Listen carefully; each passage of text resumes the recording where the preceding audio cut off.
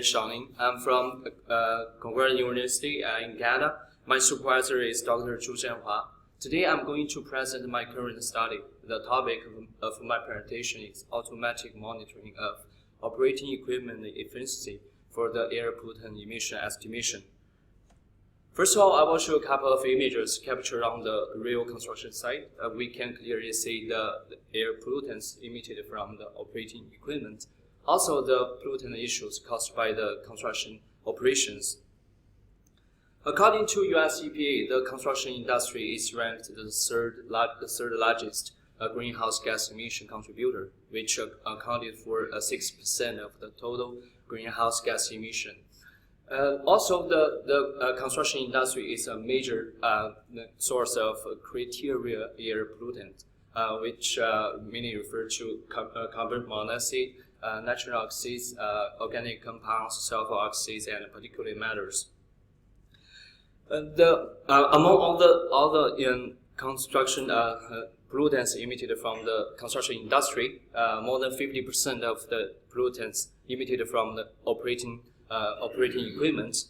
Therefore, it's necessary and pressing to control the construction pollutions, focus on the operating equipment. Recently, there are plenty of studies have been conducted to mitigate the environmental impacts caused by the construction operations.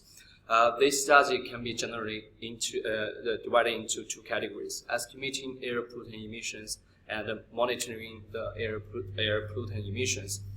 Estimations of the air pollutant emissions are focused on two levels: at the equipment level and at the project level. So in the field of estimating air pollutant emission at the equipment level, there are several widely used estimation models such as non-road, off-road, or breath-mist. However, this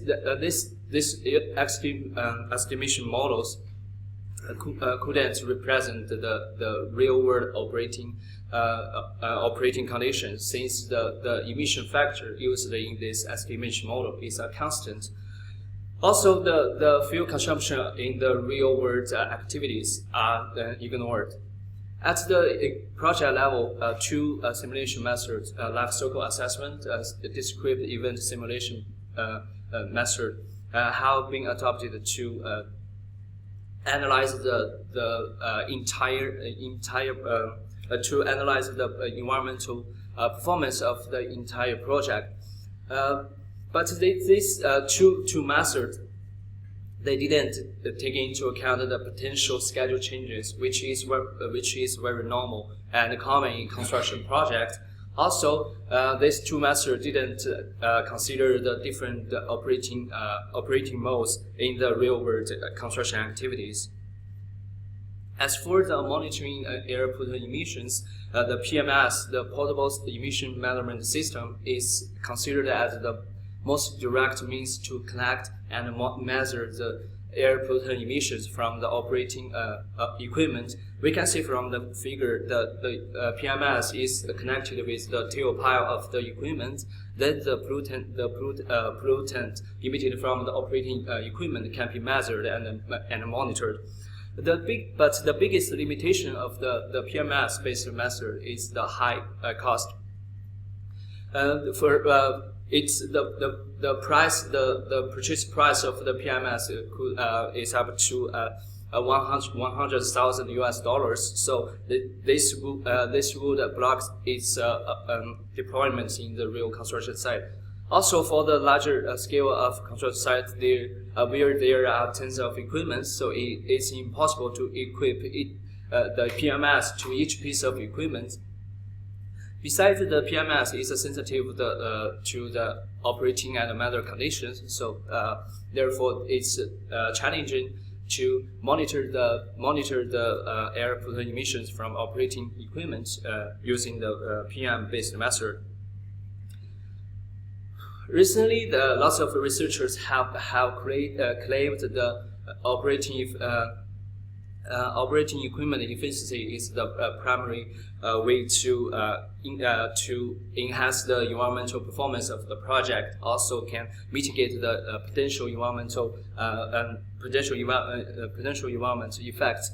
For example, the electromechanical accelerometer is applied to monitor the acceleration forces of the operating equipment on 3 axes x, y, z.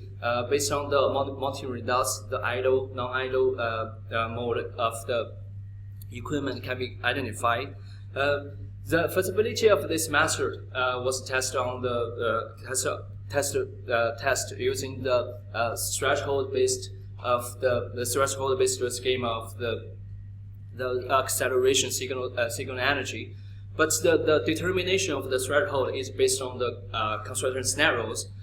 So for different equipments, if the equipment is working on different construction scenarios, the threshold will be different. In recent years, the vision-based method has gained a lot of interest since it can be used to monitor the equipment in an automatic and real-time manner. Based on the detection or tracking results, the operating efficiency of the equipment can be identified. But the vision-based method fails to identify the equipment is in the idling time when the engine is on and engine off. We can see from the figure the air pollutant emissions from the left image will be underestimated. Therefore, the main objective of this paper is to develop a method which can be used to automatically monitor the operating equipment efficiency based on the integration of video data and thermal data. The scope of this paper is focused on the Earth moving operation. The Earth moving operation is a major component of construction project, which heavily depend on the fleets of construction equipment. Here is the method proposed in this study. Each mini consists of two modules: operating time identification, idling time classification. Novel vision-based methods is employed to detect and track the equipment in the video data, and based on the centroids of the body box and the position of the body box, the movement of the equipment can be identified. So the operating time can be determined through counting the tracking results where the equipment is moving. In the same time, the thermal images are captured and processed to identify the temperature conditions of each piece of equipment. When the equipment is idling, then the temperature can be used to compare with the threshold value to determine whether it's engine on and off. For each piece of equipment, the equipment engine is the main heating source. So the maximum temperature of the equipment should appear in the central part of the equipment.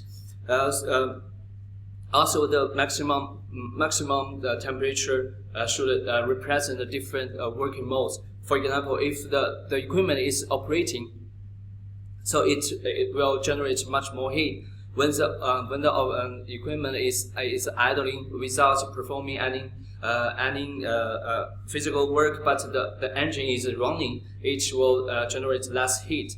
But when the equipment is idling and the engine is off, so the temperature of the equipment should be similar with the atmospheric temperature.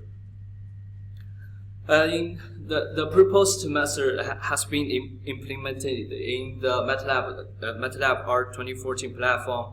The method has been tested in the desktop with Windows 7 Enterprise 64-bit environment. The construction site posted of MIA project was selected as the test bed. The project is going to build a transformer substation in Montreal. In order to get the required data, one high-definition video camera and one thermal camera were statically placed on the job site to record the construction activities. At the corner, we can see the image samples captured by the two cameras. In this study, a 60 minutes video was captured and analyzed to validate the proposed method. A backhoe and one tipper truck were involved in the earth moving operation. As shown in this figure, the backhoe was tracked and embodied in the tracking box. In the same time, the temperature conditions of the backhoe is measured, as shown in the figure. The maximum temperature of the backhoe is displayed at the corner of the bounding box. So next, I will show a short demo. In this video, we can see the tracking results, the temperature monitoring results, and also the temperature profile in the short period.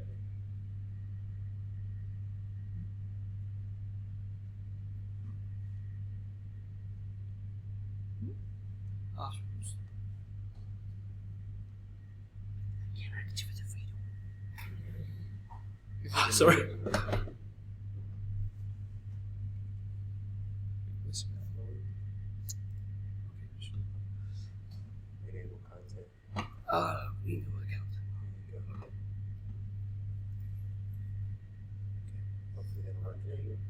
Okay, success. See here, we can at the left corner, the backhoe was tracked, and the corresponding temperature was monitored, and the chart shows the temperature profile in the short period. In this chart, it illustrates the temperature profile of the whole video sequence. Based on the movement tracking results, the operating time of the equipment can be determined from the frame 227. The position of the backhoe doesn't change. So in the same time, the temperatures of the backhoe will be used to analyze whether the engine is on and off. So we can see here. The yellow line, it's the atmosphere temperature when conducting the data collection. So this temperature will be used as the threshold value to determine whether the engine is on or off. So we can see from the black line, the temperature of the backhoe is much higher than the yellow line. So which is to say the engine is on, but the equipment is idling. So we can get the results in that table. The operating time of the backhoe is 226 seconds. The idling time with the engine on is 566 seconds. Then we can get the results. The OE is nearly 29%. Through the thermal image analysis, we found the occlusions imposed significant impacts on temperature determination. Take the two pieces of equipment working together as an example. When the backhoe in the box bounding box A and the tipper truck is in the bounding box B. When they are working together, the backhoe was partially occluded by the tipper truck. Then we will calculate the maximum values of each bounding box, and we will go back to the previous frame to check whether there is a significant incline between two maximum categories. If there is a dramatic incline between two maximum values, the maximum values of in present frame will be set as the previous one. Also, we found the different meteorological conditions have the impacts on the transient period between the idling with engine on to idling engine off. It's mainly because the the temperature generated from the equipment engine can be either released to the cold atmosphere, then that is released to the hot temperature. So here is the conclusion of my presentation. The proposed method is based on the integration of thermal data and video data. It can be used to measure the operating equipment efficiency, and the preliminary results indicate the potential application of the thermal cameras in construction scenarios. Because recently there is a few study has been conducted using the thermal cameras to monitor the operating equipment. Also, the results indicates the proposed method can be used to facilitate to measure the operating equipment efficiency in a more accurate manner. That's my presentation. Thank you.